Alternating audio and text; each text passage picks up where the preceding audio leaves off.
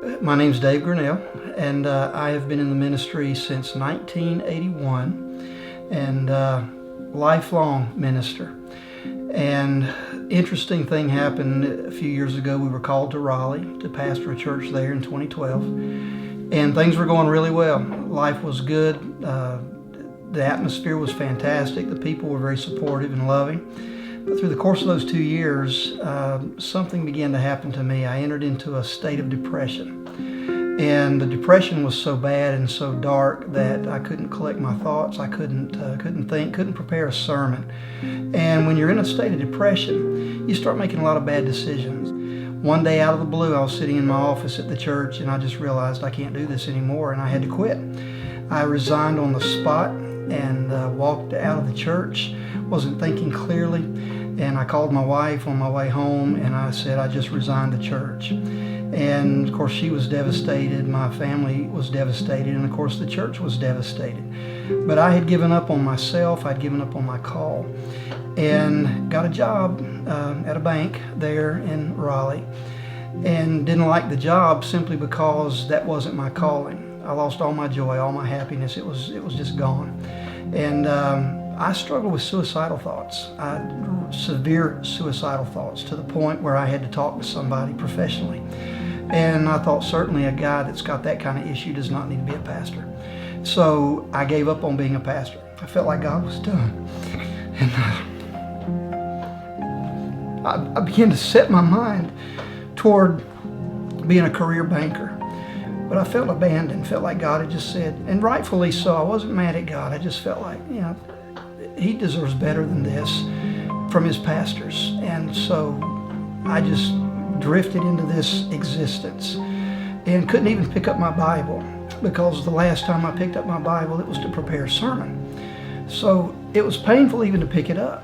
And so I drifted farther away from God, got colder and colder in my walk, started attending another church, but that wasn't very easy to do either, because you see the pastor up there preaching, and you're supposed to be there. That's the calling that God gave you. But I felt like I had blown it, that I didn't deserve another chance.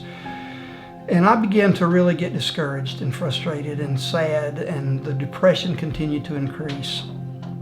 And one day, I'd gotten home from work early, and I was walking into my house and hadn't been there long, and the doorbell rang.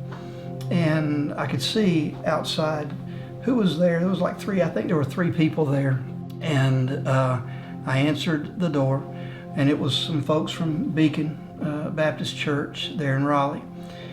Never even heard of the church. I don't remember the conversation that I had with these folks. It was very short, very brief. Don't remember any of the nature of the conversation. I just remember they were very kind, very loving. They showed genuine care. They seemed really interested in my life, offered to pray for me in any areas of life that I needed prayer. I didn't tell them anything. Didn't tell them I was a former pastor. Didn't even tell them I went to church, I don't think. They left. I closed the door, headed back in the house. I started to cry. And this thought came to my mind as God said, I still know where you live. And I felt this hope. All of a sudden, just this hope that reminded me God never gives up.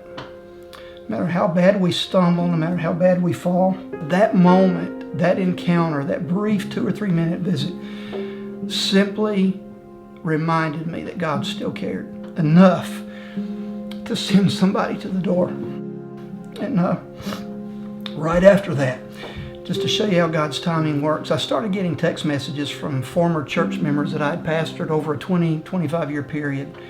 And they were texting me and calling me saying things like, we heard you were out of ministry. What's going on? I feel like you need to be in ministry. God's got you on my mind. I was getting text messages like that a lot. And then all of a sudden one day, I got a phone call from a gentleman that I'd pastored in Hickory, North Carolina. And he told me that God had so strongly placed me on his heart that he felt compelled to call me just to simply say, God hasn't given up on you yet. He still has a plan for you. And the very next day, I got a call from this church where I'm sitting right now. And one thing led to another over a period of several months. God brought us in February, just over a year ago. And he has been blessing. And what's been amazing to me is he has restored me right back to where I was. It's like the depression never happened.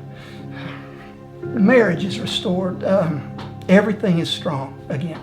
And he's moving. He is moving. And so for anybody who hears this testimony, I don't care what you've done. It doesn't matter. I don't care how horrible you feel that you are or how sinful. Grace, God's grace, is powerful. It is beyond human description. So beyond human description that it took a divine being to die on a cross to show us just how much grace God has. So I don't care what you're thinking. If you're like me, you're ready to, end your life, because I was there. Didn't feel like I had anywhere to turn. But it's funny how God can use one little visit, just one, to begin to turn the whole process. Had they not shown up that day, I don't think I would have been in tune to what God had in the future. So, don't give up. Don't give up, because there's always hope. Always.